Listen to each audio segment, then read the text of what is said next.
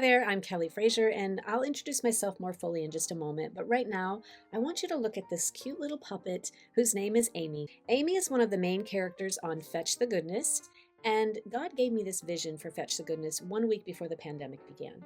Fetch the Goodness was to become a powerful new tool to teach children about the goodness of God and their true identity using multimedia.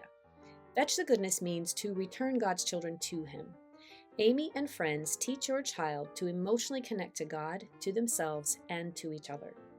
This is far more than just a TV show or a curriculum. This is a grace-filled approach to teaching your children about the goodness of God in a creative and meaningful way. Through hands-on activities, we make it easier for your family to engage. Inside Adventure Cove, your child will interact and have impactful lessons that are spirit-led so that they can grow while discovering the joy of learning. And you'll find the support, peace, and encouragement that you need to walk confidently in your calling as a Christ-centered homeschool parent. We incorporate creative storytelling, puppetry, and screenplay writing to engage your child's imagination. For parents, we have the grace-filled Harbor of Harmony, where you get to stay encouraged and supported by our team and by other parents. You don't have to do this alone, and you certainly don't have to strive.